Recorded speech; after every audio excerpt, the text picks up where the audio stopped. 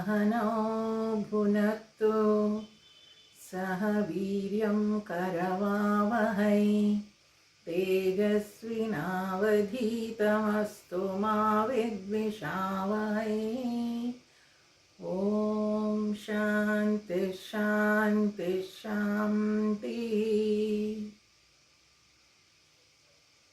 गुरुब्रह्मा गुरुविष्णु गुरुदेवो महेश्वरः गुरुसाक्षात् परब्रह्म तस्मै श्री गुरवे नमः।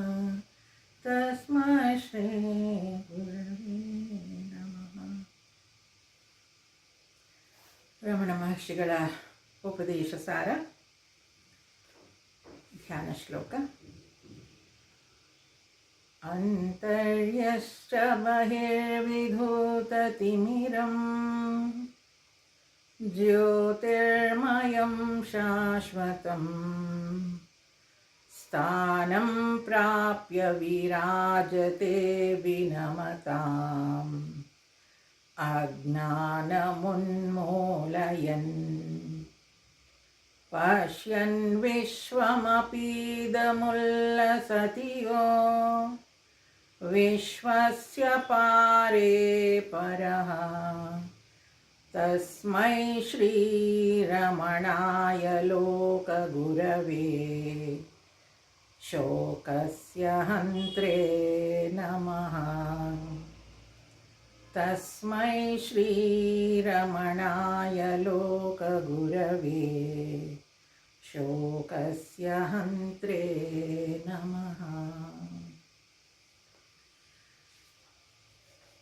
ರಮಣ ಮಹರ್ಷಿಗಳ ಈ ಕೃತಿ ಉಪದೇಶ ಸಾರ ಅತ್ಯಂತ ಉತ್ಕೃಷ್ಟವಾದದ್ದು ಮತ್ತು ಸಾಧಕರಲ್ಲಿ ಸ್ವಲ್ಪ ಮಟ್ಟಿಗೆ ತಿಳ್ಕೊಂಡವ್ರಿಗೆ ಇದು ಮುಂದಿನ ಸಾಧನೆ ಹೇಗೆ ಮಾಡಬೇಕು ಅನ್ನೋದನ್ನು ಸ್ಪಷ್ಟವಾಗಿ ತಿಳಿಸ್ಕೊಡುತ್ತೆ. ನಾವೆಲ್ಲರೂ ಹುಡುಕ್ತಾ ಇರೋದು ಆತ್ಯಂತಿಕ ಸಂತೋಷವನ್ನು. ಗೊತ್ತಿದ್ದೋ ಗೊತ್ತಿಲ್ಲದೇನೋ ನಾವೆಲ್ಲರೂ ಹುಡುಕ್ತಾ ಇರೋದು ಸಂತೋಷವನ್ನೇ. ಹೊರಗಿನ ಪ್ರಪಂಚದಲ್ಲಿ ಏನೇ ಕೆಲಸ ಮಾಡಿದರೂ ಕೂಡ ಅದರಿಂದ ಸುಖ ಇದೆ ಅಂತ ತಿಳ್ಕೊಂಡು ಅದರಿಂದಾನೇ ಓಡ್ತಾ ಇದ್ದೀವಿ. ಕರ್ಮವನ್ನು ಮಾಡ್ತಾ ಇದ್ದೀವಿ. ಕರ್ಮ ಮಾಡೋದ್ರಿಂದ ನಮಗೆ ಸುಖ ಸಿಗುತ್ತೆ ಅಂತ ಅಂದ್ಕೊಂಡಿದ್ದೀವಿ. ಸುಖ ಸಿಗ್ತಾ ಇದೆ ಆದ್ದರಿಂದ ಕರ್ಮವನ್ನು ಮಾಡ್ತೀವಿ ಅಂತ ಅಂದ್ಕೊಂಡು ಕರ್ಮವನ್ನು ಮಾಡ್ತಾ ಇದ್ದೀವಿ. ರಮಣ ಮಹರ್ಷಿಗಳು ಹೇಳ್ತಾರೆ, ಆ ಕರ್ಮದಿಂದ ಸಿಗುವ ಸಂತೋಷ ಇಟ್ ಇಸ್ ಲಿಮಿಟೆಡ್ ಹ್ಯಾಪಿನೆಸ್. ಯಾಕೆ ಆ ಕರ್ಮ ಅನ್ನೋದು ಲಿಮಿಟೆಡ್ ಆಗಿರುತ್ತೆ. ಅದಕ್ಕೆ ಲಿಮಿಟೆಡ್ ಹ್ಯಾಪಿನೆಸ್ ಅಷ್ಟನ್ನೇ ಕೊಡ್ಲಿಕ್ಕೆ ಸಾಧ್ಯ. ಹಾಗಾದರೆ ನಾನು ಅನ್ಲಿಮಿಟೆಡ್ ಆ ಸಂತೋಷವನ್ನು ಅನುಭವಿಸೋದು ಹೇಗೆ ಅನ್ನೋದಕ್ಕೆ ಅವರು ಸಾಕಷ್ಟು ವಿಚಾರಗಳನ್ನು ತಿಳಿಸ್ಕೊಟ್ರು. ಸಾಧನೆಯಲ್ಲಿ ಕಾಯ ವಾಕ್ ಮನಃ ಅಂತ ಹೇಳಿದ್ರು.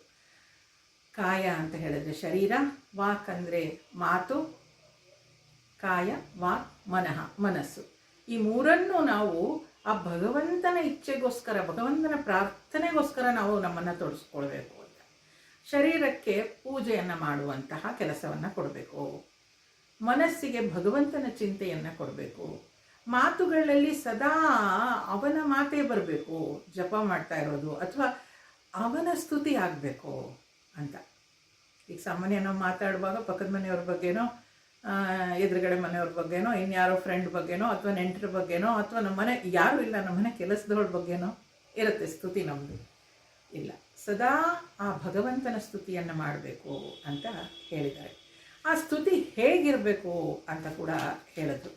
ಆಜ್ಯದಾರಯ ಅಂತ ಆ 7ನೇ ಶ್ಲೋಕವನ್ನು ನಾವು ನೋಡಿದ್ವಿ. ಇನ್ನೊಂದ್ಸಲ ಅದನ್ನು ಓದ್ಬಿಟ್ಟು ಮುಂದೆ ಹೋಗೋಣ. ಆಜ್ಯಧಾರಯ ಸ್ರೋತಸಾ ಸಮಂ ಸರಳಚಿಂತನಂ ವಿರಲತಃ ಪರಂ. ತುಪ್ಪದ ಧಾರೆಯಂತಿರುವ ಅಥವಾ ತುಂಬಿ ಹರಿಯುವ ನದಿಯ ಪ್ರವಾಹದಂತಿರುವ ಅವಿಚ್ಛಿನ್ನ ಸಂತತ ಧ್ಯಾನವು ವಿರಳ ಧ್ಯಾನಕ್ಕಿಂತ ಶ್ರೇಷ್ಠ. ಯಾವಾಗಲೂ ಸ್ವಲ್ಪ ಸ್ವಲ್ಪ ಧ್ಯಾನ ಮಾಡಿ ಬಿಡ್ತೀವಿ. ಅದಕ್ಕಿಂತ ಸದಾ ಅಂದರೆ ಈ ಜೇನುತುಪ್ಪ ಒಂದು ಬಾಟ್ಲಿಂದ ಹಿಂಗೆ ಸುರಿಯುವಾಗ ನಮಗೆ ಗೊತ್ತಾಗುತ್ತೆ. ಆಜ್ಯದಾರಯ ಅಂದರೆ ಅದೇ ಕಂಟಿನ್ಯೂಸ್ ಫ್ಲೋ ಆಗ್ತಾ ಇರುತ್ತೆ.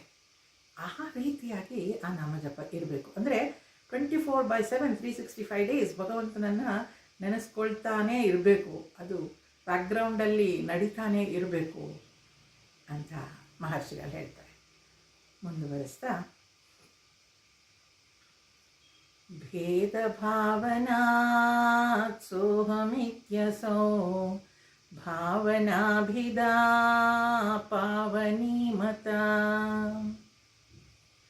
ಈಶ್ವರನು ತನಗಿಂತ ಬೇರೆ ಎಂದು ಭಾವಿಸಿ ಮಾಡುವ ಜಪಕ್ಕಿಂತ ಸೋಹಂ ಎಂಬ ಅಭೇದ ಭಾವನೆಯ ಧ್ಯಾನವು ಪರಮ ಪಾವನವಾದದ್ದು ಅಂತ ಹೇಳ್ತಾರೆ. ಈಗ ಧ್ಯಾನ ಮಾಡುವಾಗ ಅಥವಾ ಪೂಜೆ ಮಾಡುವಾಗ ಭಗವಂತ ನನಗಿಂತ ಬೇರೆ ಇದ್ದಾನೆ ಅಂತ ಒಂದೊಂದು ವಿಗ್ರಹ ಇಟ್ಕೊಂಡು ಪೂಜೆ ಮಾಡ್ತೀವಿ, ಅಲ್ಲಿ ದ್ವೈತ. ಇಲ್ಲಿ ಸೋಹಂ ಧ್ಯಾನ ಅಂತಂದರೆ ಸೋಹಂ ಅಂದರೆ ಆ ಭಗವಂತನೇ ನನ್ನಲ್ಲಿದ್ದಾನೆ, ಆ ಭಗವಂತ ನಾನು ಬೇರೆ ಆಗಲೇ ಇಲ್ಲ ಅನ್ನೋ ಧ್ಯಾನ ಶ್ರೇಷ್ಠವಾದದ್ದು ಅಂತ ಹೇಳ್ತಾರೆ. ಹೇಗದು ಶ್ರೇಷ್ಠ ನೋಡಿ, ನಾವೆಲ್ಲದಕ್ಕೂ ಭಗವಂತ ಮಾಡಿದ್ದು ನಿನ್ನಿಂದನೇ ಇದೆಲ್ಲ ಆಗಿದ್ದು ಅಂತ ಹೇಳ್ತೀವಲ್ವಾ. ಈಗ ಸೋಹಂ, ಆ ಭಗವಂತನೇ ನನ್ನಲ್ಲಿದ್ದಾನೆ, ಆ ನನ್ನಲ್ಲಿರುವ ಭಗವಂತನನ್ನೇ ನಾನು ಧ್ಯಾನಿಸ್ತೀನಿ. ಆ ಭಗವಂತನೇ ನನ್ನಲ್ಲಿರುವಂಥವನು ಅಂದಾಗ ನನ್ನಲ್ಲೇ ಜವಾಬ್ದಾರಿ ಹೆಚ್ಚಾಯ್ತಲ್ವಾ. ಯಾಕೆ ಭಗವಂತ ನನ್ನಲ್ಲೇ ಇದ್ದಾನೆ. ಅದಕ್ಕೆ ಆ ಸೋಹಂ ಜಪ ಉತ್ತಮವಾದದ್ದು, ಪರಮ ಶ್ರೇಷ್ಠವಾದದ್ದು ಅಂತ ಹೇಳ್ತಾರೆ. ನೋಡಿ, ನಮಗೆ ಶುರುವಿನಲ್ಲಿ ಆ ಪೂಜೆ ಮಾಡುವಾಗ ಭಗವಂತನ ಮೂರ್ತಿ ಇಟ್ಕೊಂಡೇ ಮಾಡಬೇಕು. ಯಾಕಂದರೆ ನಮಗೆ ಎಲ್ಲ ಕಡೆ ದೇವರನ್ನು ಪೂಜಿಸೋ ಅಷ್ಟು ನಮಗಿನ್ನೂ ಮನಸ್ಸು ತಯಾರಿರುವುದಿಲ್ಲ. ಅದಕ್ಕೆ ಒಂದು ವಿಗ್ರಹವನ್ನು ಇಟ್ಕೊಂಡೇ ಪೂಜೆ ಪ್ರಾರಂಭ ಮಾಡ್ತೀವಿ. ಅದಾದಮೇಲೆ ಮನಸ್ಸಿನಲ್ಲಿ ಭಗವಂತನ ಚಿಂತನೆಯನ್ನು ಬೇರೆ ಅಂತಲೇ ಮಾಡ್ತಾ ಇರ್ತೀವಿ. ಇದು ಆಗ್ತಾ ಆಗ್ತಾ ಆಗ್ತಾ ಮುಂದುವರಿತ ಜಪ ಹೇಗೆ ಅಂದರೆ ಸೋಹಂ ಧ್ಯಾನ ಅಂದರೆ ಆ ಭಗವಂತ ನನ್ನಲ್ಲೇ ಇದ್ದಾನೆ ಅನ್ನೋ ಧ್ಯಾನ ಮಾಡೋದು ಪ್ರಾರಂಭ ಮಾಡಬೇಕು. ಅದು ಶ್ರೇಷ್ಠವಾದ ಧ್ಯಾನ ಅಂತೆ. ಅಂದರೆ ನನ್ನನ್ನು ನಾನು ಕಂಡುಕೊಳ್ಳೋದು. ಆ ನಾನು ನಾನು ನಾನು ಅಂತ ಹೇಳ್ತಿದ್ದೀನಲ್ವಾ, ಯಾವುದನ್ನು ನಾನು ಅಂತ ಹೇಳ್ತಾ ಇರೋದು ಆ ಚೈತನ್ಯ ಶಕ್ತಿಯನ್ನು. ಆ ಚೈತನ್ಯ ಶಕ್ತಿ ಎಲ್ಲರಲ್ಲಿರುವ ಚೈತನ್ಯ ಶಕ್ತಿ ಅಲ್ವಾ. ಹಾಗಾದರೆ ಆ ನಾನು ಮತ್ತು ಆ ಚೈತನ್ಯ ಶಕ್ತಿ ಬೇರೆ ಆಗಲೇ ಇಲ್ಲ. ಈ ರೀತಿಯ ಚಿಂತನೆ ಸೋಹಂ ಧ್ಯಾನಕ್ಕೆ ನಮಗೆ ಅವಕಾಶ ಮಾಡಿಕೊಡುತ್ತೆ. ಸೋಹಂ, ಅವನೇ ನಾನು ಅಂತ, ಆ ಭಗವಂತನೇ ನಾನು, ಅಹಂ ಬ್ರಹ್ಮಾಸ್ಮಿ ಅಂತ ಏನು ಹೇಳ್ತಾ ಇದ್ವಿ, ಅವನೇ ನಾನು, ಆ ಬ್ರಹ್ಮನೇ ನನ್ನಲ್ಲಿರುವಂಥವನು. ಈ ರೀತಿಯ ಒಂದು ಧ್ಯಾನ ಶ್ರೇಷ್ಠವಾದದ್ದು ಅಂತ ಮಹರ್ಷಿಗಳು ಹೇಳ್ತಾರೆ. ಮುಂದುವರಿಸ್ತಾ, ಭಾವಶೂನ್ಯ ಸದ್ಭಾವ ಸುಸ್ಥಿತಿ ಭಾವನಾ ಬಲಾತ್ ಭಕ್ತಿರುತ್ತಮ. ಅದಕ್ಕಿಂತ ಉತ್ತಮವಾದ ಯಾವುದು ಹೇಳ್ತಾ ಇದ್ದಾರೆ ನೋಡಿ.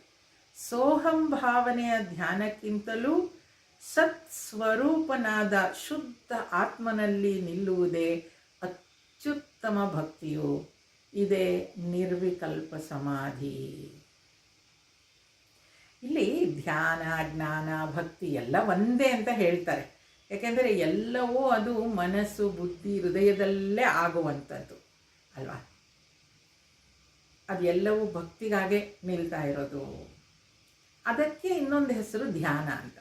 ಧ್ಯಾನ ಅಂದರೆ ಮತ್ತೇನೋ ನಾ ಎಲ್ಲೋ ಸರಿಯಾಗಿ ಕೂತ್ಕೊಳ್ಬೇಕು, ಒಂದು ಆಸನ ಹಾಕ್ಕೊಳ್ಬೇಕು, ಜಪಮಾಲೆ ಇಟ್ಕೊಳ್ಬೇಕು, ಮಾಡಬೇಕು ಅಂತ ಅಲ್ಲ.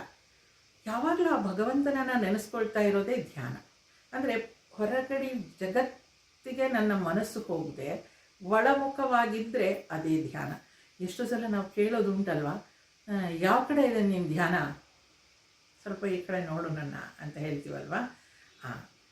ಹಾಗೆ ಈಗ ಸೋಹಂ ಧ್ಯಾನ ಅಂತ ಹೇಳುವಾಗ ಕೂಡ ಎರಡಿದೆ ಅಲ್ಲಿ. ಅಂದರೆ ಆ ಭಗವಂತನೇ ನಾನು ಅಂತ ಹೇಳ್ಕೊಳ್ಳುವಾಗಲೂ ಅಲ್ಲಿ ಎರಡು ಉಂಟಾಗಿದೆ. ಅದಕ್ಕೆ ಮಹರ್ಷಿಗಳು ಹೇಳ್ತಾರೆ, ಇಲ್ಲ ಅದಕ್ಕೆ ಮೊದಲು ಅಲ್ಲಿಗೆ ಶುರು ಮಾಡೋ. ನೋಡಿ, ಈಗ ವಿಗ್ರಹ ರೂಪದಲ್ಲಿ ಪೂಜೆ ಮಾಡ್ತಾ ಇದ್ದೆ, ಆಮೇಲೆ ಜಪ ಮಾಡ್ತಾ ಇದ್ದೆ, ವಿಗ್ರಹವನ್ನು ಬಿಟ್ಟು ನಾನು ಜಪ ಸಾಕು ಅಂತ ಮಾಡ್ತಾ ಇದ್ದೆ. ಈಗ ಆ ಜಪದಿಂದ ಸೋಹಂ ಧ್ಯಾನಕ್ಕೆ ಬಂದೆ, ಜಪವೂ ಬೇಡ, ಆ ಭಗವಂತನೇ ನಾನು ಅನ್ನೋದಕ್ಕೆ ಬಂದೆ. ಅದಕ್ಕಿಂತ ಶ್ರೇಷ್ಠವಾದದ್ದು ಯಾವುದು ಅಂತ ಹೇಳ್ತಾ ಇದ್ದಾರೆ. ಯಾವುದದು? ಸತ್ಸ್ವರೂಪನಾದ ಶುದ್ಧ ಆತ್ಮನಲ್ಲಿ ನಿಲ್ಲುವುದು. ಈಗ ನಾವೆಲ್ಲ ಅಂದ್ಕೊಳ್ಳೋದು ಏನಂತಂದರೆ, ಶುದ್ಧ ಆತ್ಮನಲ್ಲಿ ನಿಂತ್ಕೊಳ್ಳೋದು ಅಂತಂದರೆ, ಈಗ ಶರೀರದಿಂದ ನನ್ನನ್ನು, ಪಂಚೇಂದ್ರಿಯಗಳಿಂದ ನನ್ನನ್ನು ನಾನು ಒಳಗಡೆ ಹೇಳ್ಕೊಂಡ್ರೆ, ಪಂಚೇಂದ್ರಿಯದಿಂದ ಒಳಗಡೆ ಹೇಳ್ಕೊಳ್ಳೋದು ಅಂದ್ರೇನು? ಪಂಚೇಂದ್ರಿಯಗಳು ಹೊರಗಡೆಯಿನ ವಸ್ತುಗಳನ್ನೇ ನೋಡ್ತಾ ಇರುತ್ತೆ. ಏನೋ ನೋಡಬೇಕು, ಏನೋ ಕೇಳಬೇಕು, ಏನೋ ಮಾತನಾಡಬೇಕು, ಓಡು ಓಡು ಓಡು ಓಡು, ಹೊರಗಡೆ ಸಿಕ್ಕಾಪಟ್ಟೆ ದೂರ ಹೋಗ್ಬಿಟ್ಟಿದ್ದೀವಿ ನಾವು. ಈಗ ಆ ಇಂದ್ರಿಯಗಳನ್ನು ನಿಗ್ರಹಿಸಿ ಒಳಗಡೆ ಹೇಳ್ಕೊಳ್ಳೋದು ಅಂದ್ರೇನು? ಅದು ಯಾವುದ್ರ ಬಗ್ಗೆನೂ ನನಗೆ ಆಸಕ್ತಿ ಇಲ್ಲ ಅಂತ ಇದೆ. ಆಯಿತು, ಎಲ್ಲ ನೋಡಾಯಿತು, ಸಾಕು ನನಗೆ, ಇನ್ನೆಷ್ಟು ಅನ್ನೋ ಥರದಲ್ಲಿ ತೃಪ್ತಿ ಬಂದಿದೆ. ಅಲ್ಲಿ ಬೇಜಾರಾಗಿ ಸಾಕು ಅಂತಿಲ್ಲ, ಅಲ್ಲಿ ಸಾಕು, ಅದು ಅರ್ಥ ಆಗಿದೆ ನನಗೆ. ಬೇಜಾರಾಗಿ ಸಾಕು ಅಂತ ಬಿಟ್ಟರೆ ಅದು ತಪಸ್ಸಾಗ್ಬಿಡುತ್ತೆ. ಅಲ್ಲಿ ಭಗವಂತ ಅಷ್ಟೇ ಅಲ್ವಾ, ಎಲ್ಲ ಕಡೆ ನೋಡಾಯ್ತಲ್ವಾ, ಸಿಕ್ತಲ್ವ, ಸಾಕು ಅಂತ ತೃಪ್ತಿ ಪಟ್ಕೊಳ್ಳೋದಿದೆಯಲ್ಲ, ಆಗ ಆ ಇಂದ್ರಿಯಗಳು, ಪಂಚೇಂದ್ರಿಯಗಳು ತೃಪ್ತಿ ಪಟ್ಕೊಂಡು ಒಳಗಡೆ ಹೋದಾಗೇನೋ ಮನಸ್ಸನ್ನು ನೋಡಿಕೊಂಡ್ರೆ ಆ ಮನಸ್ಸಿನಲ್ಲಿ ಕೆಲವು ಸಲ ಆಸೆ ಇರುತ್ತೆ. ಅದು ಹೊರಗಡೆ ನಿಗ್ರಹಿಸ್ಕೊಂಡ್ಬಿಟ್ವಿ, ಆದರೆ ಇನ್ನು ಮನಸ್ಸಿನಲ್ಲಿ ಅದರ ರಸ ಇರುತ್ತೆ. ಕ್ರಮೇಣ ಅದು ಕೂಡ ಹೊರಟೋಗುತ್ತೆ, ಮನಸ್ಸಿನಿಂದ ಕೂಡ ಆ ರಸ ಹೊರಟೋಗುತ್ತೆ. ಆಗ ಬುದ್ಧಿಯಲ್ಲಿ ತೋರಿಸ್ಕೊಳುತ್ತೆ, ಬುದ್ಧಿ ಗೊತ್ತಾಗುತ್ತೆ. ಶರೀರದಿಂದ ಒಳಗಡೆ, ಮನಸ್ಸಿನಿಂದ ಬುದ್ಧಿಯಲ್ಲಿ ನಿಲ್ಲುತ್ತೆ. ಬುದ್ಧಿ ಏನು ಮಾಡಬೇಕೀಗ? ಸದಾ ಭಗವಂತನನ್ನೇ ಧ್ಯಾನಿಸಬೇಕು ಅಂತ. ಆದರೆ ಈ ಬುದ್ಧಿ ಕೂಡ ಮತ್ತೆ ಕಾಣಿಸ್ತಾ ಇದೆಯಲ್ಲ ನನಗೆ, ಬುದ್ಧಿ ಏನು ಯೋಚಿಸ್ಬೇಕು ಅನ್ನೋದು ನನ್ನ ಗಮನಕ್ಕೆ ಬರ್ತಾ ಇದೆ ಅಲ್ವಾ, ಅದು ಕೂಡ ಬರಬಾರ್ದು. ನಾನು ತಲ್ಲೀನನಾಗಿ ಒಂದಾಗಿ ಹೋಗ್ಬಿಡ್ಬೇಕು. ಆ ಥರದಲ್ಲಿ ನಾನು ಯೋಚಿಸ್ತಾ ಇದ್ದೀನಿ, ನನ್ನ ಬುದ್ಧಿ ಅನ್ನೋದು ಬಿಟ್ಟು ಬರೀ ನಾನು ಅಲ್ಲಿಗೆ ನಿಲ್ಲಬೇಕು. ಆ ಸತ್ಸ್ವರೂಪವಾದ ಏನು ಶುದ್ಧ ಆತ್ಮನಲ್ಲಿ ನಿಲ್ಲೋದಿದೆಯಲ್ಲ, ಅದೇ ಅತ್ಯುತ್ತಮವಾದ ಭಕ್ತಿ ಅಂತ ಹೇಳ್ತಾರೆ. ಅದೇ ನಿರ್ವಿಕಲ್ಪ ಸಮಾಧಿ. ಅಲ್ಲಿಂದ ಈ ಶರೀರ, ಮನಸ್ಸು, ಬುದ್ಧಿ ಬೇರೆ, ಆ ಚೈತನ್ಯ ಬೇರೆ ಅಂತ ಆಗಲೇ ಇಲ್ಲ. ಆ ನಿರ್ವಿಕಲ್ಪ ಸಮಾಧಿ ಶ್ರೇಷ್ಠವಾದದ್ದು ಅಂತ ಹೇಳ್ತಾರೆ. ನೋಡಿ, ಕಾಯ ವಾಕ್ ಮನಃ, ಇದರಿಂದ ಇಷ್ಟೆಲ್ಲ ಆಗತ್ತೆ ಅಂತ ಮಹರ್ಷಿಗಳು ಹೇಳ್ತಾ ಇದ್ದಾರೆ. ಏನಂತ? ಪೂಜನಂ ಜಪ ಚಿಂತನಂ, ಈ ರೀತಿಯಾಗಿ ಮಾಡಬೇಕು. ಇದನ್ನೇ ಮಾಡಿಕೊಂಡು ಕುತ್ಕೊಂಡ್ಬಿಟ್ರೆ ಸಾಕಾ? ಹಾಗಾದರೆ ಹೇಗೆ ಅಲ್ಲಿವರೆಗೂ ಹೋಗೋದು? ಮುಂದಿನ ಕೆಲವು ಮಂತ್ರಗಳಲ್ಲಿ ಅವರು ಶ್ಲೋಕಗಳಲ್ಲಿ 10ನೇ ಇದರಲ್ಲಿ ಹೇಳ್ತಾರೆ ಯಾವ ರೀತಿಯಲ್ಲಿ ಅಲ್ಲಿಗೆ ತಲುಪ್ಬೋದು ಅಂತ. ಹೃತ್ಸ್ಥಲೇ ಮನ ಸ್ವಸ್ಥತಾ ಕ್ರಿಯಾ ಭಕ್ತಿ ಯೋಗ ಬೋಧಾಶ ನಿಶ್ಚಿತಂ. ಹೃದಯ ಸ್ಥಾನದಲ್ಲಿ ಮನಸ್ಸನ್ನು ಸ್ಥಿರವಾಗಿ ನಿಲ್ಲಿಸುವುದಕ್ಕೋಸ್ಕರವೇ ಭಕ್ತಿಯೋಗ. ಕರ್ಮಯೋಗ ಹಾಗೂ ಜ್ಞಾನಯೋಗಗಳೆಂಬ ಸಾಧನೆಗಳು ಇರುವವು. ಈಗ ಧ್ಯಾನ ಮಾಡ್ಕೊಂಡು ಕೂತ್ಕೊಂಡ್ಬಿಡೋಣ ಅಂತ ಕೂತ್ಕೊಂಡ್ರೆ ಇಷ್ಟೆಲ್ಲ ಹೇಳಿದಾರಲ್ಲ, ಏನು ಕಾಯವಾಕ್ ಮನಃ, ಸರಿ ಪೂಜೆ ಮಾಡ್ತಾ ಇರೋಣ, ಮನಸ್ಸನ್ನು ಭಗವಂತನಲ್ಲಿ ನಿಲ್ಲಿಸ್ಕೊಳ್ಳೋಣ, ಭಗವಂತನ ಚಿಂತೆಯನ್ನೇ ಮಾಡೋಣ, ಜಪ ಮಾಡೋಣ, ಕಾಯವಾಕ್ ಮನಃ ಗೊತ್ತಾಗೋಯ್ತು. ಆಯಿತು, ಇವತ್ತು ಹೇಳಿದಾರಲ್ವ ಇದೇ ಉತ್ಕೃಷ್ಟವಾದದ್ದು ಅಂತ ಕೂತ್ಕೊಂಡ್ರೆ ಎಷ್ಟೊತ್ತು ನಾವು ಪೂಜೆ ಕೂತ್ಕೊಳ್ಳೋಕ್ಕಾಗತ್ತೆ, ಎಷ್ಟೊತ್ತು ಜಪ ಮಾಡೋಕ್ಕಾಗತ್ತೆ? ಫ್ಯೂ ಮಿನಿಟ್ಸ್ ಅಷ್ಟೇ, ಆಮೇಲೆ ಮತ್ತೆ ಹೊರಗಡೆ ಬಂದುಬಿಡ್ತೀವಿ. ಯಾಕದು? ಮನಸ್ಸು ಇನ್ನೂ ಶುದ್ಧ ಆಗಲಿಲ್ಲ, ಮನಸ್ಸು ಆ ಭಕ್ತಿಗೆ ಇನ್ನೂ ತಯಾರಾಗಲಿಲ್ಲ, ಅದಕ್ಕೋಸ್ಕರ ಆಗುತ್ತೆ. ಹಾಗಾದರೆ ಅದಕ್ಕೆ ತಯಾರು ಮಾಡ್ಕೊಳ್ಳೋದು ಹೇಗೆ ನೋಡಿ ಹೇಳ್ತಾರೆ. ಹೃದಯ ಸ್ಥಾನದಲ್ಲಿ ಮನಸ್ಸನ್ನು ಸ್ಥಿರವಾಗಿ ನಿಲ್ಲಿಸುವುದಕ್ಕೋಸ್ಕರ. ಈಗ ಆ ಹೃದಯ ಸ್ಥಾನದಲ್ಲಿ ಮನಸ್ಸನ್ನು ನಿಲ್ಲಿಸೋದು ಅಂದ್ರೇನು? ಮನಸ್ಸು ಬೇರೆ, ಹೃದಯ ಬೇರೆನಾ? ಹೃದಯ ಅಂದರೆ ಈ ಫಿಸಿಕಲ್ ಹಾರ್ಟ್ ಅಟ್ಯಾಕ್ ಆಗುತ್ತೆ ಅಲ್ಲ. ಈ ಮನಸ್ಸು ಯಾವಾಗ ಮೌಲ್ಯಗಳಿಂದ ತುಂಬಿಕೊಂಡ್ಬಿಡುತ್ತೋ, ಜೀವನ ಮೌಲ್ಯಗಳಿಂದ ತುಂಬಿಕೊಳ್ಳುತ್ತೋ ಅಂದರೆ ಅದು ಶುದ್ಧ ಆಗಿದೆ ಅಂತ ಗೀತೆಯಲ್ಲಿ ಕೂಡ ನೋಡ್ತಿದ್ವಿ ನೋಡಿ. ಅಲ್ಲಿ ಅಂಥ ಮನಸ್ಸೇನಾಗುತ್ತೆ, ಭಗವಂತ ಬಂದು ಕೂತ್ಕೊಳ್ಳೋದಕ್ಕೆ ಸ್ಥಾನ ಆಗುತ್ತೆ ಅಂತ ಅಲ್ವಾ? ಆ ಮೌಲ್ಯಗಳಿರುವಂತಹ ಮನಸ್ಸು ಅಲ್ಲಿ ಭಗವಂತ ಬಂದು ಕೂತ್ಕೊಳ್ತಾನೆ. ಅದು ಹೃದಯ ಸ್ಥಾನ ಅಂದರೆ. ಆ ಹೃದಯ ಸ್ಥಾನದಲ್ಲಿ ಆ ಮನಸ್ಸಿನಲ್ಲಿ ಆ ಹೃದಯ ಸ್ಥಾನ ಅಲ್ಲಿ ಇರಬೇಕು ಅನ್ನೋದಾದರೆ, ಸ್ಥಿರವಾಗಿ ನಿಲ್ಲಬೇಕು ಅಂದರೆ, ಆ ಮೌಲ್ಯಗಳಿಂದ ತುಂಬಿರಬೇಕು ಅನ್ನೋದಾದರೆ ಏನು ಮಾಡಬೇಕು? ಭಕ್ತಿಯೋಗ, ಕರ್ಮಯೋಗ ಮತ್ತು ಜ್ಞಾನಯೋಗ ಸಾಧನೆಗಳಾಗುತ್ತೆ ಅಂತ. ಮತ್ತು ನೋಡಿ, ಕರ್ಮಯೋಗ ಶರೀರಕ್ಕೆ, ಭಕ್ತಿಯೋಗ ಮನಸ್ಸಿಗೆ, ಜ್ಞಾನಯೋಗ ಬುದ್ಧಿಗೆ. ಶರೀರ, ಮನಸ್ಸು, ಬುದ್ಧಿ ಇವು ಎಲ್ಲವೂ ಮನಸ್ಸನ್ನು ತಯಾರು ಮಾಡಿಕೊಳ್ಳುತ್ತೆ. ಕರ್ಮಯೋಗ ಯಾಕೆ ಮಾಡಬೇಕು? ಎಷ್ಟು ಮಾಡಿದ್ರು ಅಷ್ಟೇ ಬಿಡಿ. ಯಾರಿಗೆ ಏನು ಕೆಲಸ ಮಾಡಿಕೊಟ್ರು, ಏನು ಮಾಡಿದ್ರು ಬಯಸ್ಕೊಳ್ಳೋದೇ ಇಲ್ಲ. ಅದು ಕರ್ಮ ಯೋಗ ಆಗೋದು ಹೇಗೆ ಅಂತಂದರೆ, ನಾನು ಏನೇ ಮಾಡ್ತಾಯಿದ್ರು ನನ್ನ ಮನಸ್ಸನ್ನು ಪ್ರಶಾಂತವಾಗಿ ಇಟ್ಕೊಳ್ಳೋದು ರೂಢಿ ಮಾಡ್ಕೊಳ್ತಾ ಹೋಗ್ತೀನ. ಮಾಡೋ ಕರ್ಮದಿಂದ ಫಲಕ್ಕೆ ನನ್ನ ಮನಸ್ಸು ಹೊಯ್ದಾಡೋದಿಲ್ವಾ? ಅಂಥದ್ದು ಕರ್ಮ ಯೋಗ ಆಗುತ್ತೆ. ಆ ಕರ್ಮ ಯಾಕೆ ಮಾಡ್ತೀನಿ? ನಾನು ನನ್ನ ಮನಸ್ಸನ್ನು ಪ್ರಶಾಂತವಾಗಿ ಇಟ್ಕೊಳ್ಳೋದಕ್ಕೆ ಕರ್ಮ ಮಾಡ್ತೀನಿ. ಅದು ಸಹಾಯ ಮಾಡುತ್ತೆ. ಮತ್ತೆ ನಾನು ಕರ್ಮವನ್ನು ಮಾಡ್ತಾ ಇರ್ತೀನಿ. ನನ್ನ ಮನಸ್ಸು ಪ್ರಶಾಂತವಾಗಿದೆಯಾ ನೋಡ್ಕೊಳ್ತಾ ಇರ್ತೀನಿ. ಆಗಲಿಲ್ವಾ ಮುಂದಿನ ಸಲ ಮಾಡಿದಾಗ ನೋಡ್ಕೊಳ್ತೀನಿ. ನನಗದು ಗೊತ್ತಾಗ್ತಾ ಹೋಗುತ್ತೆ. ಮನಸ್ಸು ಹೊರಗಡೆ ಹೋಗ್ತಾ ಇದೆ, ಚಂಚಲ ಆಗ್ತಾ ಇದೆ, ಡಿಸ್ಟರ್ಬ್ ಆಗ್ತಾ ಇದೆ ಅಂತ ಗೊತ್ತಾದಾಗೆಲ್ಲ ಅದನ್ನು ಹಿಡಿದು ಒಳಗೆ ತಂದು ರೂಢಿ ಆಗ್ತಾ ಏನಾಗುತ್ತೆ, ಆ ಮನಸ್ಸು ಹೊರಗಡೆ ಹೋಗೋದೇ ಇಲ್ಲ. ಆಗ ಅದು ಮನಸ್ಸು ಪ್ಯೂರ್ ಆಗುತ್ತೆ. ಆ ಕರ್ಮಯೋಗದಿಂದ ಮನಸ್ಸು ಯಾವಾಗ ಪ್ರಶಾಂತ ಆಗುತ್ತೋ, ಚಿತ್ತಶುದ್ಧಿ ಆಗುತ್ತೋ, ಅದು ಭಕ್ತಿಗೆ ರೆಡಿ ಆಗಿಬಿಡುತ್ತೆ. ಆ ಭಕ್ತಿ, ಭಗವಂತನಲ್ಲಿ ಭಕ್ತಿ ಮಾಡ್ತಾ ಮಾಡ್ತಾ ಮಾಡ್ತಾ ಯಾವಾಗಲೂ ಭಕ್ತಿಯನ್ನೇ ಮಾಡ್ತಾ ಇದ್ದರೆ ಮನಸ್ಸು ಶುದ್ಧವಾಗೇ ಇರುತ್ತೆ. ಜ್ಞಾನಯೋಗ ಕೂಡ ಅಷ್ಟೇ. ಈಗ ಎಷ್ಟೋ ಜನಕ್ಕೆ ನಾನು ಕರ್ಮಯೋಗ ಮಾಡೋದು ಆಗೋದಿಲ್ಲ, ಅವೆಲ್ಲ ನನಗೆ. ಮನಸ್ಸನ್ನು ಪ್ರಶಾಂತವಾಗಿ ಇಟ್ಕೊಳ್ಳೋದಕ್ಕೆ ಕೆಲವರಿಗೆ ಕರ್ಮಯೋಗ ಸಹಾಯ ಮಾಡುತ್ತೆ. ಇಲ್ಲ ನನಗೆ ಕರ್ಮ ಮಾಡೋದ್ರಿಂದ ಏನು ನನ್ನ ಮನಸ್ಸು ಪ್ರಶಾಂತ ಆಗಲ್ಲ, ಅವ್ರಿಗೆ ಭಕ್ತಿ ಮಾಡಿ.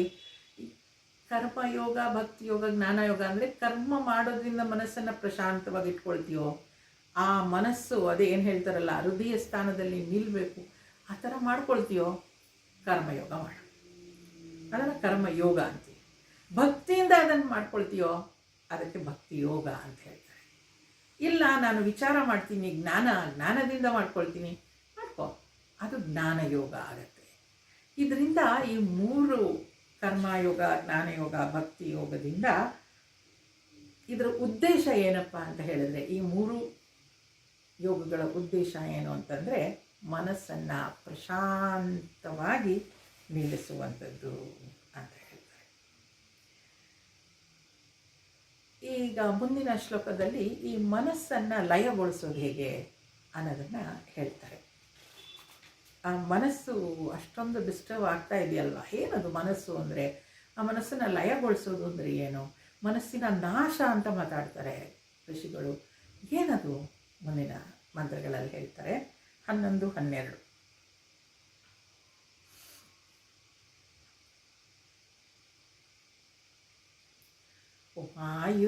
ವಾಯುರೋಧನಾತ್ ಕ್ಲಿಯತೆ ಮನಃ ಜಾಲಪಕ್ಷಿವತ್ ರೋಧ ಸಾಧನಂ ಚಿತ್ತವಾಯವ ಚಿತ್ಕ್ರಿಯಾಯುತಾ ಶಾಖಯೋರ್ದ್ವಯೀ ಶಕ್ತಿ ಮೂಲಕ.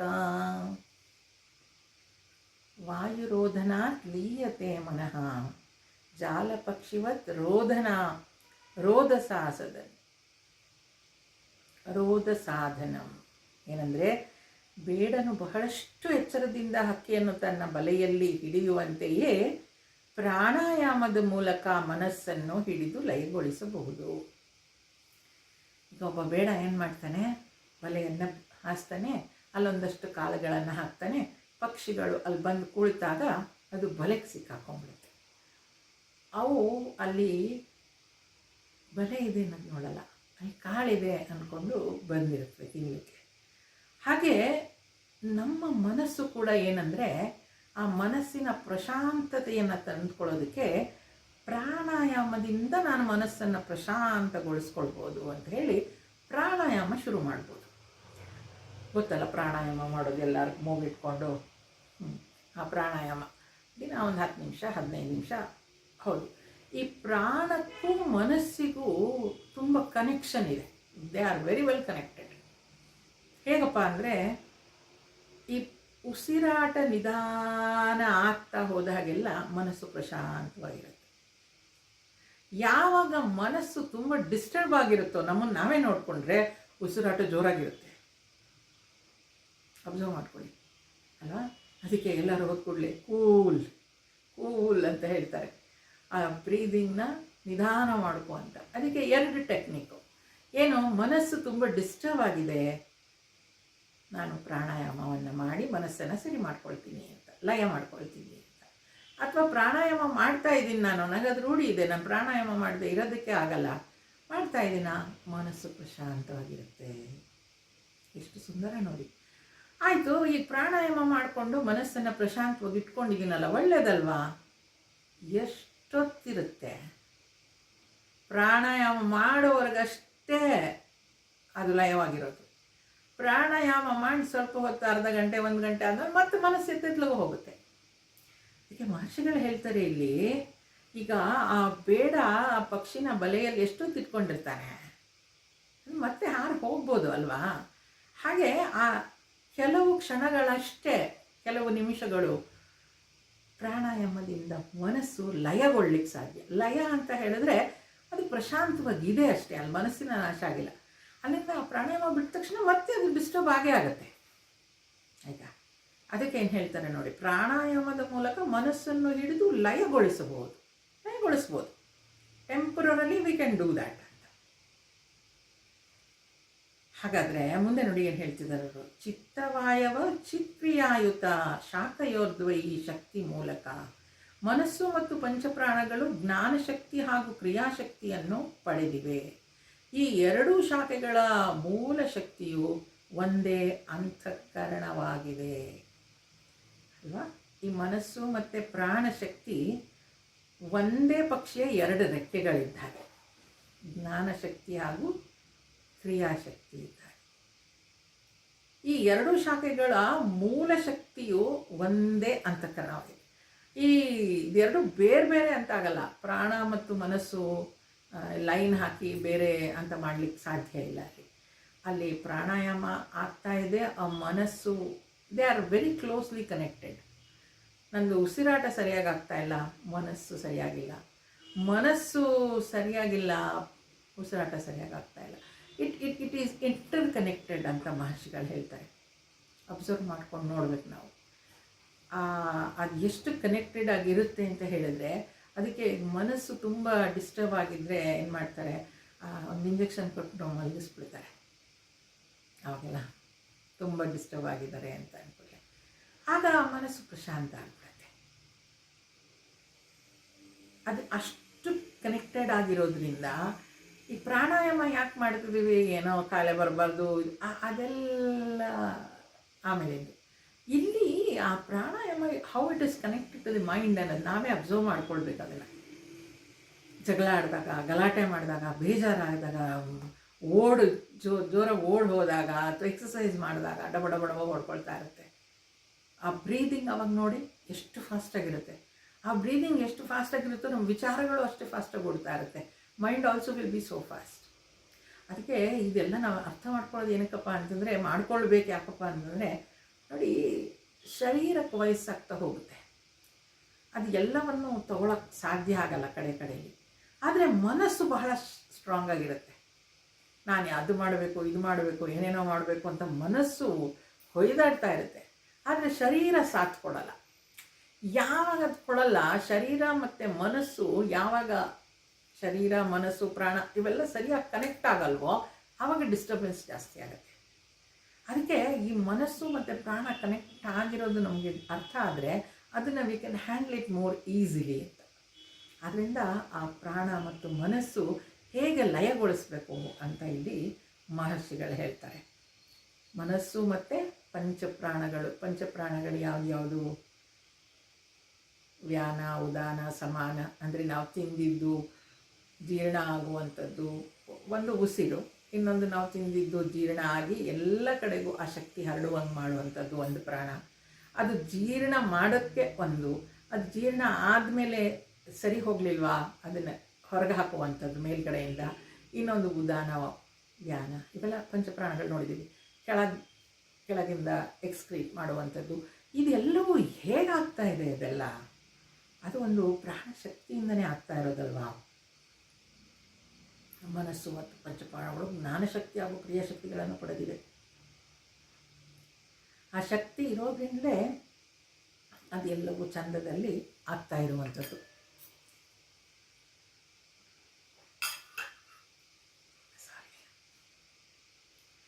ಅದೆಲ್ಲವೂ ಅದಕ್ಕೆ ಹೇಳ್ತಾರೆ ನೋಡಿ, ಆ ಪ್ರಾಣಶಕ್ತಿಯಿಂದಲೇ ಎಷ್ಟೋ ಜನ ಅದನ್ನೆಲ್ಲ ಕ್ಯೂರ್ ಕೂಡ ಮಾಡ್ಕೊಳ್ತಾರೆ. ನೀವು ನೋಡಿರ್ಬೇಕು. ಅಂದರೆ ಈ ಋಷಿಗಳು ಇವರು ಎಲ್ಲ ಅವ್ರದ್ದು ಊಟ ಸರಿ ಹೋಗಲಿಲ್ಲ ಅಥವಾ ಜೀರ್ಣ ಆಯಿತು ಅಂತೆಲ್ಲ ಹೋದರೆ ತಕ್ಷಣ ಔಷಧಿಗಳು ತಗೊಳ್ಳೋದಿಲ್ಲ ಅವ್ರು ಹೋಗಿ. ಅದು ತಾನಾಗಿ ಸರಿ ಮಾಡ್ಕೊಳ್ಳೋ ಅಂಥದ್ದು ಒಂದು ಕೆಪಾಸಿಟಿ ಶರೀರಕ್ಕೆ ಇರುತ್ತೆ, ಆ ಪ್ರಾಣಕ್ಕಿರುತ್ತೆ, ಅದೇ ಸರಿ ಮಾಡ್ಕೊಳ್ಳುತ್ತೆ. ಅದಕ್ಕೊಂದು ಸ್ವಲ್ಪ ನಾವು ಟೈಮ್ ಕೊಡಬೇಕಾಗತ್ತೆ. ಅದರಿಂದ ಈ ಮನಸ್ಸು ಮತ್ತು ಈ ಪ್ರಾಣ, ಈ ಪಂಚಪ್ರಾಣ ಇವೆಲ್ಲವೂ ಅತ್ಯಂತ ಶಕ್ತಿಯುತವಾದದ್ದು. ಅದನ್ನು ಹೇಳ್ತಾರೆ, ಇದು ಎರಡರ ಯಾವುದು ಮನಸ್ಸು ಮತ್ತು ಈ ಪಂಚಪ್ರಾಣಗಳ ಏನಿದೆ ಜ್ಞಾನಶಕ್ತಿ ಹಾಗೂ ಕ್ರಿಯಾಶಕ್ತಿಗಳು ಪಡೆದಿವೆ. ಈ ಎರಡೂ ಶಾಖೆಗಳು ಅಂದರೆ ಈ ಎರಡೂ ಶಾಖೆಗಳು ಮೂಲ ಶಕ್ತಿ ಒಂದೇ ಆಗಿರುತ್ತೆ. ಅದು ಎರಡು ಬ್ರಾಂಚ್ ಥರ ಅಷ್ಟೇ. ಮನಸ್ಸು ಬೇರೆ, ಪಂಚಪ್ರಾಣ ಬೇರೆ ಇಲ್ಲ, ಅದು ಹುಟ್ಟೋದು ಒಂದು ಕಡೆಯಿಂದಾನೆ. ಆದ್ದರಿಂದ ಆ ಒಂದನ್ನು ನಾವು ಚಂದದಲ್ಲಿ ಅಭ್ಯಾಸ ಮಾಡಿದ್ರೆ ಇನ್ನೊಂದು ಚಂದದಲ್ಲಿ ಅಭ್ಯಾಸ ಆಗುತ್ತೆ. ಅದು ಎರಡೂ ಒಂದೇ ಕಡೆಯಿಂದ ಬರೋದ್ರಿಂದ ಶರೀರದ ಆರೋಗ್ಯ ಕೂಡ ಸುಧಾರಿಸ್ಕೊಳ್ಳಿಕ್ಕೆ ಸಾಧ್ಯ ಅನ್ನೋದು ಮಹರ್ಷಿಗಳು ಹೇಳುವಂಥ ಮಾತು. ಒಂದೇ ಅಂತಃಕರಣದಿಂದ ಬರುವಂಥದ್ದು ಅದು ಎರಡೂ, ಬೇರೆ ಬೇರೆ ಅಲ್ಲ. ಮೂಲಶಕ್ತಿಯು ಒಂದೇ ಅಂತಃಕರಣ ಅಂತ ಹೇಳುವಾಗ ಶರೀರ, ಮನಸ್ಸು, ಬುದ್ಧಿ ಮತ್ತು ಅಹಂಕಾರ, ಇದನ್ನು ಅಂತಃಕರಣ ಅಂತ ಹೇಳ್ತೀವಿ. 4, ಒಂದು ಶರೀರ, ಒಂದು ಮನಸ್ಸು, ಒಂದು ಬುದ್ಧಿ ಮತ್ತು ನಾನು ಅಂತ ಹೇಳ್ಕೊಳ್ಳುವ ಅಹಂಕಾರ. ಇವು ಯಾವ ಬೇರೆ ಬೇರೆ ಆಗಲಿಲ್ಲ, ಬೇರೆ ಆದ ಹಾಗೆ ಕಾಣುತ್ತೆ, ಆದರೆ ಅದು ಎಲ್ಲವೂ ಒಂದೇ ಅಂತ ಇಲ್ಲಿ ಹೇಳಿದ್ದಾರೆ. ಮುಂದುವರಿಸ್ತಾ ಇನ್ನೆರಡು ಶ್ಲೋಕಗಳಲ್ಲಿ 2 ವಿಧವಾದ ಅಂದರೆ ಮನಸ್ಸಿನ ಲಯ, ಅದನ್ನು ಹಿಡಿದ್ರೆ ಅದು ಲಯಗೊಳ್ಳುತ್ತೆ ಅಂತ ಅಂದರೆ ಟೆಂಪರರಿ ಪ್ರಶಾಂತವಾಗಿದೆ ಅಂತ. ಮುಂದಿನ 13 ಮತ್ತು 14ನೇ ಶ್ಲೋಕದಲ್ಲಿ ಲಯ ವಿನಾಶನೇ ಉಭಯರೋಧನೆ ಲಯಗತಂ ಪುನಃ ಭವತಿ ನೋಮೃತಂ. ಲಯ ಹಾಗೂ ವಿನಾಶ ಇವೆರಡೂ ಮನಸ್ಸನ್ನು ನಿರೋಧಿಸುವ ತಂತ್ರಗಳು. ಇದರಲ್ಲಿ ಲಯಗೊಂಡ ಮನಸ್ಸು ಮತ್ತೆ ಎದ್ದು ಬರುತ್ತದೆ, ವಿನಾಶ ಹೊಂದಿದ ಮನಸ್ಸಿಗೆ ಪುನರ್ಜನ್ಮ ಇಲ್ಲ. ಅದು ಹೇಗಾಗುತ್ತೆ? ಪ್ರಾಣಬಂಧನಾತ್ ಲೀನ ಮಾನಸಂ ಏಕಚಿಂತನಾತ್ ನಾಶಮೇತ್ಯದಃ. ಪ್ರಾಣಾಯಾಮದ ಮೂಲಕ ಮನಸ್ಸು ಲಯ ಹೊಂದಿದರೆ ಆತ್ಮಚಿಂತನೆಯ ಮೂಲಕ ಮನಸ್ಸು ವಿನಾಶಗೊಳ್ಳುವುದು. ನೋಡಿ, 2 ವಿಚಾರ. ಒಂದು ಮನಸ್ಸನ್ನು ಲಯಗೊಳಿಸ್ಕೊಳ್ಳೋದು, ಇನ್ನೊಂದು ಮನಸ್ಸನ್ನು ನಾಶ ಮಾಡೋದು. ಲಯಗೊಳಿಸ್ಕೊಳ್ಳೋದು ಅಂದ್ರೇನು? It is temporary, for certain time it is ಪ್ರಶಾಂತ, ಮತ್ತೆ ಅದು ಶುರು ಮಾಡಿಬಿಡುತ್ತೆ ಗಲಾಟೆ. ಲಯ ಅಂದರೆ ವಿನಾಶ ಮಾಡೋದು ಹೇಗೆ?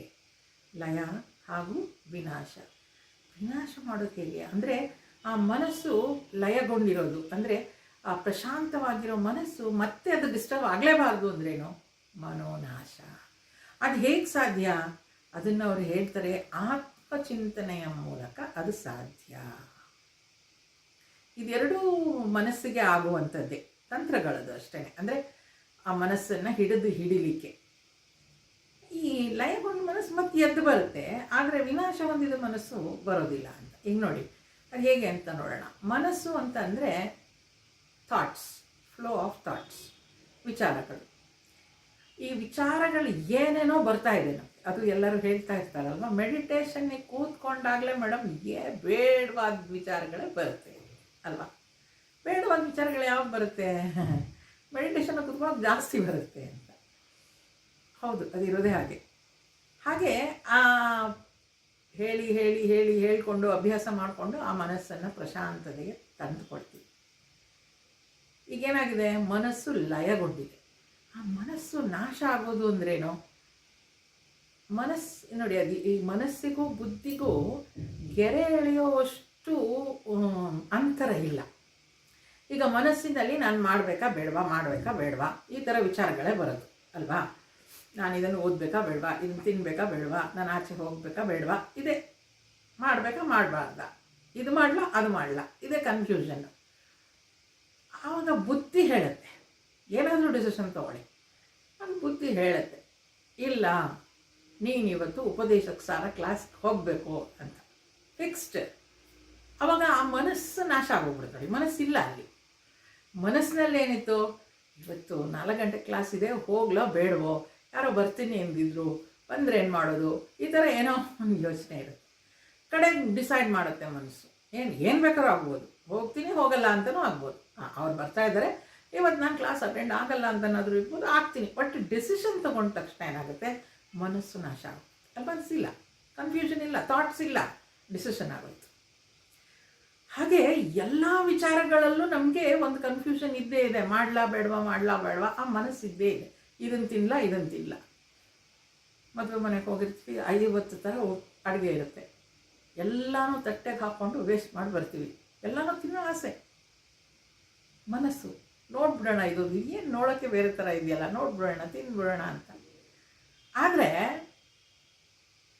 ಬುದ್ಧಿ ಅದಕ್ಕಿಂತ ಮೊದಲೇ ಡಿಸಿಷನ್ ತೊಗೊಂಡ್ಬಿಟ್ಟಿದ್ರೆ, ನಾನು ಮದುವೆಗೆ ಹೋಗ್ತಿದ್ದೀನಿ, ಅಲ್ಲಿ 108 ಥರ ಅಡುಗೆಗಳಿರುತ್ತೆ, ಆದರೆ ನಾನು ಇಷ್ಟನ್ನೇ ತಿಂತೀನಿ, this is only for my diet, ನಾನು ಅಲ್ಲಿ ಹೋಗಿ ಒಂದು ಸ್ವಲ್ಪ ಫ್ರೂಟ್ಸ್ ತಿಂದು ಬರ್ತೀನಿ. ಯಾವುದೇ ಕಾರಣಕ್ಕೂ ಮನಸ್ಸು ವಿಚಲಿತಗೊಳಿಸ್ಕೊಳ್ಳೋದಿಲ್ಲ. ಫ್ರೂಟ್ಸ್ ಅಂತಲ್ಲ, ಬೇರೆ ನಂದೇನೋ ಚಾಯ್ಸ್ ಇದೆ, ಇದು ತಿಂದು ಬರ್ತೀನಿ, ನಾರ್ತ್ ಇಂಡಿಯನೋ ಸೌತ್, ಇಷ್ಟು ತಿಂದು ಬರ್ತೀನಿ ಅಂತ ನಾನು ಅಂದ್ಕೊಂಡು ಹೋಗಿ ನಾನು ಅಷ್ಟು ತಿಂದು ಬಂದರೆ ಅಲ್ಲಿ ಹೋದಾಗ ಕನ್ಫ್ಯೂಷನೇ ಇರೋಲ್ಲ. ಮನೋನಾಶ ಅನ್ನೋದಕ್ಕೆ ಯಾವಾಗ ಬುದ್ಧಿಯಲ್ಲಿ ನಾವು ನಿಲ್ತೀವೋ ಅಲ್ಲಿ ಮನೋನಾಶ. ಆ ಮನಸ್ಸು ನಾಶ ಆಗೋದ್ರೆ, ಆ ಬುದ್ಧಿಯಲ್ಲಿ ಮನಸ್ಸು ನಿಂತು ಬಿಟ್ಟರೆ ಆ ರೀತಿಯಲ್ಲಿ ಅದು ಮತ್ತೆ ವಾಪಸ್ ಬರೋದೇ ಇಲ್ಲ. ಕಂಟ್ರೋಲ್ ಮಾಡಬೇಕು ಅನ್ನೋದು ಇಲ್ವೇ ಇಲ್ಲ. ಅದು ಆಗೋಯ್ತು, ಭೀಷ್ಮ ಪ್ರತಿಜ್ಞೆ ಥರ ಮುಗೀತು. ಈ ಕಾಶಿಗೆ ಹೋಗಿ ಏನೋ ಬಿಟ್ಟು ಬಂದಿರ್ತೀರಲ್ಲ ಆ ಥರ, ಅದನ್ನು ಮತ್ತೆ ನಾವು ತಗೊಳ್ಳೋ ಯೋಚನೆನೇ ಇರೋದಿಲ್ಲ ಅಲ್ವಾ. ಹಾಗೆ ಈ ಪ್ರಾಣಾಯಾಮದ ಮೂಲಕ ಮನಸ್ಸನ್ನು ಪ್ರಶಾಂತಗೊಳಿಸ್ಕೊಳ್ಬೋದು. ಆತ್ಮಚಿಂತನೆಯಿಂದ ಇದು ಚಿಂತನೆ ಮಾಡಬೇಕು, ಇದನ್ನು ಗೊತ್ತಾಗಬೇಕು, ಮನಸ್ಸು ಅಂದ್ರೇನೋ, ಬುದ್ಧಿ ಅಂದ್ರೇನೋ ಅಂತ. ಅದು ಆತ್ಮಚಿಂತನೆ. ಆತ್ಮಚಿಂತನೆಯ ಮೂಲಕ ಮನಸ್ಸು ವಿನಾಶ ಆಗೋಗುತ್ತೆ. ಅಂದರೆ ನಾನು ಯಾವುದೇ ಕ್ಷಣದಲ್ಲಿ ಈ ಥರ ಮನಸ್ಸನ್ನು ನಾಶ ಮಾಡ್ಕೊಂಡಿದ್ರೆ, ಯಾವುದೇ ಸಂದರ್ಭ ನನ್ನ ಮುಂದೆ ಬಂದಾಗಲೂ ನನಗಾಗಲೇ ಡಿಸಿಷನ್ ಇದೆ, this is what I am going to do ಅಂತ. ಐ ನೋ ಮೈ ವೇ ಅಲ್ವಾ. I know my decision. ನಾನು ಹೀಗೆ ಇರಬೇಕು, ಹೀಗಿರ್ತೀನಿ, ಇದೇ ನನಗೂ ಅಂತ, ನಾನು ಇದೇ ಊಟ ಮಾಡ್ತೀನಿ, ಇದೇ ತಿಂತೀನಿ, ಇಂಥ ಜಾಗಕ್ಕೆ ಹೋಗ್ತೀನಿ, ನಾನೆಲ್ಲ ಕನ್ಫರ್ಮ್ ಮಾಡ್ಕೊಂಬಿಟ್ಟಿದ್ದೀನಿ. ಹಾಗಾಗಿ ನನಗೆ ಅಲ್ಲಿ ಮನಸ್ಸು ಹೊಯ್ದಾಗೋದೇ ಇಲ್ಲ. ಅದೇ ಆ ಮನಸ್ಸಿನ ನಾಶ ಅಂದ್ರೇನು, ಮನಸ್ಸಿನ ಲಯ ಅಂದ್ರೇನು, ಇದೆರಡು ಮಹರ್ಷಿಗಳು ಬಹಳ ಸುಂದರವಾಗಿ ಹೇಳ್ತಾರೆ. ಮನಸ್ಸನ್ನು ಲಯ ಮಾಡಿಕೊಂಡ್ರೆ ಕಂಟ್ರೋಲ್, ಲಯ ಅಂದರೆ ಕಂಟ್ರೋಲ್. ಅಷ್ಟೊಂಥರ ಅಡುಗೆ ಇದೆ, ಊಟ ಇದೆ, ಓಕೆ ಇದು ತಿಂತೀನಿ ಅಂತ ಹೇಳಿ ನೋಡಿ ಅಲ್ಲಿ ಆ ಕ್ಷಣದಲ್ಲಿ ನಾನು ಕಂಟ್ರೋಲ್ ಮಾಡ್ಕೊಂಡು ಮಾಡೋದು ಮನಸ್ಸಿನ ಲಯ. ಆದರೆ ಬುದ್ಧಿ ಆಗಲೇ ನಿಂತುಬಿಟ್ಟಿದೆ. ಬುದ್ಧಿಯಲ್ಲಿ ದಿಸ್ ಈಸ್ ಮೈ ಡಯಟ್, ಮುಗಿದೋಯ್ತು. ಅಲ್ಲಿ ಹೋಗಿ ಚಾಯ್ಸ್ ಮಾಡಬೇಕಾಗಲಿ ಅಥವಾ ಮನಸ್ಸನ್ನು ಗಲಿಬಿಲಿಗೊಳ್ಳೋದಾಗಲಿ ಏನೂ ಇಲ್ಲವೇ ಇಲ್ಲ ಅಲ್ಲಿ. ಮನೋನಾಶ. I have decided, finish. ಯಾವಾಗ ಮನಸ್ಸು ಬುದ್ಧಿ, ಆ ಬುದ್ಧಿಯಲ್ಲಿ ನಿಶ್ಚಯಾತ್ಮಕ ಬುದ್ಧಿ ಅಂತ ಹೇಳ್ತೀವಿ, ಆ ನಿಶ್ಚಯಾತ್ಮಕ ಬುದ್ಧಿ ಬಂದ್ಬಿಡುತ್ತೋ ಆಗ ಮನಸ್ಸು ಇರೋದೇ ಇಲ್ಲ. ಅದನ್ನೇ ಅಲ್ಲಿ ಅವರು ಆತ್ಮಚಿಂತನೆಯ ಮೂಲಕ ಅಷ್ಟೇ ಮನಸ್ಸು ವಿನಾಶಗೊಳ್ಳಿಕ್ಕೆ ಸಾಧ್ಯ ಅಂತ ಹೇಳ್ತಾರೆ. ಅದು ಜ್ಞಾನದಿಂದ ಮಾತ್ರ ಆಗ್ಲಿಕ್ಕೆ ಸಾಧ್ಯ, ಇಲ್ಲದೆ ಇದ್ದರೆ ಅದು ಆಗೋದಿಲ್ಲ ಅಂತ. ಶಂಕರಾಚಾರ್ಯರು ಅದೇ ಹೇಳೋದು, ಮೋಕ್ಷ ಸಿಗಬೇಕು ಅಂತ ಹೇಳಿದರೆ ಅದು ಆತ್ಮಜ್ಞಾನದಿಂದ ಮಾತ್ರ. ಜ್ಞಾನವನ್ನೇ ಮೋಕ್ಷಕ್ಕೆ ದಾರಿ ಅಂತ ಹೇಳ್ತಾರೆ. ಯಾಕೆ? ಆ ಜ್ಞಾನದಿಂದಲೇ ಇವೆಲ್ಲ ಮಾಡ್ಲಿಕ್ಕೆ ಸಾಧ್ಯ. ಹಾಗಾದರೆ ಜ್ಞಾನ ತಗೊಳ್ಳದೇ ಇರೋರು ಮೋಕ್ಷ ಸಿಗೋದಿಲ್ವಾ? ಈಗ ಸಿಗ್ಬೋದು, ಸಿಗಲ್ಲ ಅಂತ ಏನಲ್ಲ, ಬಟ್ ತುಂಬ ಟೈಮ್ ತೊಗೊಳ್ಬೋದು. ಹೇಗೆ ಅಂತಂದರೆ, ಈಗ ನಾನೊಂದು ಕ್ರಿಕೆಟಲ್ಲಿ ಚಾಂಪಿಯನ್ ಆಗಬೇಕು ಅಂತಂದರೆ ನಾನೊಬ್ಬ ಕೋಚ್ ಹತ್ರ ಹೋಗಿ ಕಲಿಬೇಕು. ಆವಾಗ ನಾನು ಆಗ್ಲಿಕ್ಕೆ ಸಾಧ್ಯ. ಇಲ್ಲ ನಾನೇ ಆಡಿಕೊಂಡು ಚಾಂಪಿಯನ್ ಆಗ್ತೀನಿ ಅಂದರೆ ನಿಜ, ಒಂದು ಎಷ್ಟೋ ಮ್ಯಾಚ್ಗಳು ಆಡಲಿ, ಕ್ರಿಕೆಟ್ ಬ್ಯಾಟಿಂಗ್ ಮಾಡಿ ಮಾಡಿ ಮಾಡಿ ಮಾಡಿ ಮಾಡಿ ಯಾವತ್ತೂ ಒಂದಿನ ಚಾಂಪಿಯನ್ ಆಗ್ಬೋದು. ಅವನು ಒಳ್ಳೆ ಸ್ಟ್ರೋಕ್ ಹೊಡೆಯೋದು ಕಲಿಬೋದು. ಆದರೆ ಅವ್ನ ಕೋಚ್ ಹತ್ರ ಹೋದರೆ 2ನೇ ದಿನವೇ ಅದನ್ನು ಹೊಡಿಲಿಕ್ಕೆ ಕಲಿಸ್ಬಿಟ್ಟಿರ್ತಾನೆ. ಹಾಗಾಗಿ ಆಚಾರ್ಯರುಗಳು ಹೇಳೋದು ಏನಂದರೆ, ಆ ಗುರುವಿನ ಹತ್ರ ಹೋದಾಗ ಆ ಜ್ಞಾನ ನಮಗೆ ಸಿಗುತ್ತೆ. ಆ ಜ್ಞಾನ ಒಂದೇ ನಮಗೆ ದಾರಿ ಅನ್ನೋದು ಗೊತ್ತಾಗೋದು ಅಷ್ಟೇ. ಆ ಜ್ಞಾನ ಸಿಕ್ಕ ಮೇಲೆ ಎವ್ರಿಥಿಂಗ್ ಬಿಕಮ್ಸ್ ಈಸಿ. ಇಲ್ಲದೆ ಇದ್ರೆ ಸಿಗುತ್ತೆ, but it be too late ಅಷ್ಟೇ. ಅದೇ ಸಮಯ ಸಾಕಷ್ಟು ತಗೊಳ್ಬೋದು ಅನ್ನೋ ದೃಷ್ಟಿಯಿಂದ. ಹಾಗಾಗಿ ಈ ಮನಸ್ಸಿನ ಲಯ ಮನೋನಾಶ ಹೇಗೆ ಮಾಡ್ಕೊಳ್ಳೋದು ಅನ್ನೋದನ್ನು ಹೇಳಿದ್ದಾರೆ. ಇನ್ನೊಂದು ಶ್ಲೋಕದಲ್ಲಿ ಅದ್ರ ಬಗ್ಗೆನೇ ಹೇಳ್ತಾರೆ, ನೋಡೋಣ. 15ನೇ ಶ್ಲೋಕ. ನಷ್ಟಮಾನಸೋತ್ಕೃಷ್ಟಯೋಗಿನಃ ಕೃತ್ಯಮಸ್ತಿ ಕಿಂ ಸ್ವಸ್ಥಿತಿಂ ಯತಃ. ಮನಸ್ಸು ನಷ್ಟ ಹೊಂದಿದ ಉತ್ಕೃಷ್ಟ ಯೋಗಿಗೆ ಇನ್ನು ಗಳಿಸಬೇಕಾದ ಪುರುಷಾರ್ಥವೇನೂ ಇಲ್ಲ. ಅವನು ತನ್ನ ನಿಜ ಸ್ವರೂಪದಲ್ಲೇ ನಿಂತಿರುತ್ತಾನೆ. ಆಯ್ತಪ್ಪ, ಮನಸ್ಸಿನ ಲಯ ಅಂದ್ರಿ, ಮನೋನಾಶ ಅಂದ್ರಿ, ಇದೆಲ್ಲ ಮಾಡಿಕೊಂಡ್ರೆ ಏನು ಪ್ರಯೋಜನ ನಮಗೆ? ಮಹರ್ಷಿಗಳು ಹೇಳ್ತಾರೆ, ಮನಸ್ಸು ನಷ್ಟ ಆದರೆ ಉತ್ಕೃಷ್ಟ ಯೋಗಿಗೆ ಇನ್ನು ಗಳಿಸಬೇಕಾದ್ದೇನೂ ಇಲ್ಲ. ಯಾಕೆ ಮನಸ್ಸೇ ತಾನೇ ಹೊರಗಡೆ ಕರ್ಕೊಂಡು ಹೋಗೋದು. ಬೇಕುಗಳು ಶುರುವಾಗೋದು ಎಲ್ಲಿ? ಮನಸ್ಸಿನಲ್ಲಿ. ಆ ಮನಸ್ಸು ಅದು ಬೇಕು, ಇದು ಬೇಕು, ಅಲ್ಲಿ ಹೋಗೋಣ, ಇಲ್ಲಿ ಹೋಗೋಣ, ಎಂಡ್ಲೆಸ್. ಯಾವಾಗ ಆ ಮನಸ್ಸು ನಾಶ ಆಗೋಗುತ್ತೋ, ನನಗಿದೇ ಬೇಕು ಜೀವನದಲ್ಲಿ ಅನ್ನೋದು ಡಿಸೈಡ್ ಆಗೋಗಿರುತ್ತೋ ಬುದ್ಧಿಯಲ್ಲಿ, ಏನಾಗುತ್ತೆ ನನಗೆ? ಅವನ ನಿಜ ಸ್ವರೂಪದಲ್ಲಿ ನಿಲ್ತಾನೆ. ಆ ಮನಸ್ಸೇ ನಮ್ಮನ್ನು ಹೊರಗಡೆ ಕರ್ಕೊಂಡು ಹೋಗೋದು, ಆ ಮನಸ್ಸೇ ನಮ್ಮನ್ನು ಒಳಗಡೆಗೂ ಕರ್ಕೊಂಡು ಹೋಗೋದು. ಎಷ್ಟು ಗಮ್ಮತ್ತು ನೋಡಿ ಅದು. ಅದಕ್ಕೆ ಮನಸ್ಸು ಮಾಡು ಅಂತ ಹೇಳೋದು. ನೀನು ಬುದ್ಧಿ ಮಾಡು ಅಂತ ಹೇಳಲ್ಲ, ಮನಸ್ಸು ಮಾಡು. ಏನದು ಮನಸ್ಸು?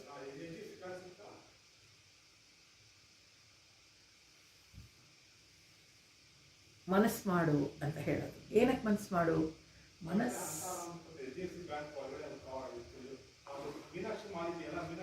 ಮನಸ್ಸು ಮಾಡಿದರೆ ಸಾಕು, ಎಲ್ಲವೂ ಮಾಡಲಿಕ್ಕೆ ಸಾಧ್ಯ ಆಗುತ್ತೆ. ಅದರಿಂದ ಈ ಮನಸ್ಸು ನಷ್ಟ ಹೊಂದಿದ ಉತ್ಕೃಷ್ಟ ಯೋಗಿಗೆ ಏನಾಗುತ್ತೆ? ನಿಜ ಸ್ವರೂಪದಲ್ಲೇ ನಿಂತುಬಿಡುತ್ತೆ. ಆ ಮನಸ್ಸು ಇವಾಗ ಹೊರಗಡೆ ಹೋಗ್ತಾನೇ ಇಲ್ಲ, ಅದು ಡಿಸ್ಟರ್ಬ್ ಆಗ್ತಾನೇ ಇಲ್ಲ, ಒಳಗೆ ಹೋಗ್ತಾ ಇದೆ ಅಂದ್ರೇನು? ಅಲ್ಲಿ ಮನಸ್ಸಿನ ನಾಶ ಆಗಿದೆ. ಬುದ್ಧಿ ಹೇಳ್ತಾ ಇದೆ, ನೀನು ಚೈತನ್ಯ ಶಕ್ತಿ, ಅಲ್ಲಿ ನೀನು ನಿಲ್ಲಬೇಕು ಅಂತ. ಅಲ್ಲಿ ನಿಂತು ಬಿಡುತ್ತೆ. ಆ ಮನೋಲಯ ಮಾಡಿಕೊಂಡು ಆ ಮನಸ್ಸಿನ ನಾಶ ಮಾಡಿಕೊಂಡ್ರೆ ಅದೇ ಉತ್ಕೃಷ್ಟವಾದ ಒಂದು ಸ್ಥಿತಿ ನಮ್ಮದು. ಏನದು? ಅದನ್ನು ನಿಜ ಸ್ವರೂಪದಲ್ಲಿ ನಿಂತಿರುತ್ತೆ. ಅದರಿಂದ ಪ್ರಯತ್ನ ಎಲ್ಲಿಂದ ಆಗಬೇಕು? ಮನೋಲಯ ಆಗಬೇಕು. ಆನಂತರ ಮನಸ್ಸಿನ ನಾಶ ಆಗಬೇಕು. ಅದಾದ ನಂತರ ತಾನಾಗಿಯೇ ಆ ಯೋಗಿ, ಆ ಜ್ಞಾನಿ, ಅವನ ಮನಸ್ಸು ಎಲ್ಲಿ ನಿಲ್ಲುತ್ತೆ? ಆ ಮನಸ್ಸು ನಷ್ಟ ಹೊಂದಿದ ಮೇಲೆ ಆತ ಎಲ್ಲಿರ್ತಾನೆ? ನಿಜ ಸ್ವರೂಪದಲ್ಲಿ ನಿಂತಿರ್ತಾನೆ, ಆತ್ಮನಲ್ಲಿ ನಿಂತಿರ್ತಾನೆ ಅಂತ. ಆತ್ಮನಲ್ಲಿ ನಿಂತಿರ್ತಾನೆ ಅಂದರೆ ಅದು ಸದಾ ಆನಂದವನ್ನು ಕೊಡುವಂಥದ್ದು. ಅಲ್ಲಿ ಇರ್ತಾನೆ ಅಂತ ಮಹರ್ಷಿಗಳು ಹೇಳ್ತಾರೆ. ಸ್ವಲ್ಪ ಆಳವಾದ ವಿಚಾರಗಳಿದೆಲ್ಲ, ಮತ್ತೆ ಕೇಳಿದ್ರೆ ಚೆನ್ನಾಗಿ ಅನಿಸುತ್ತೆ. ಆದರೆ ಸಾಧನೆಗೆ ಉತ್ಕೃಷ್ಟ ವಿಚಾರಗಳು ಇವೆಲ್ಲ. ಅಲ್ಲಿ ನಿಲ್ಲಿಸ್ತೀನಿ. ಮತ್ತೊಂದು 15 ಶ್ಲೋಕಗಳಿದೆ, ಅದನ್ನು ಮುಂದಿನ ಕ್ಲಾಸಲ್ಲಿ ತಗೊಳ್ತೀನಿ.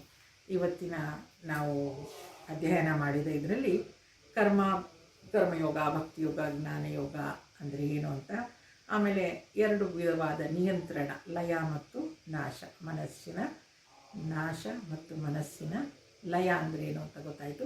ಮನಸ್ಸಿನ ನಾಶ ಆದಮೇಲೆ ಆತ್ಮದರ್ಶನ ಆಗುತ್ತೆ. ಏನದು ಆತ್ಮದರ್ಶನ? ಅದನ್ನು ಮುಂದಿನ ಕ್ಲಾಸಲ್ಲಿ ನೋಡೋಣ. ಅಲ್ಲಿ ನಿಲ್ಲಿಸ್ತೀನಿ. ಅಸತೋ ಮಾ ಸದ್ಗಮಯ ತಮಸೋ ಮಾ ಜ್ಯೋತಿರ್ಗಮಯ ಮೃತ್ಯೋರ್ಮಾ ಅಮೃತಂಗ ಶಾಂತಿ ಶಾಂತಿ ಶಾಂತಿ. ಹರಿ ಓಂ. ಶ್ರೀ ಗುರುಭ್ಯೋ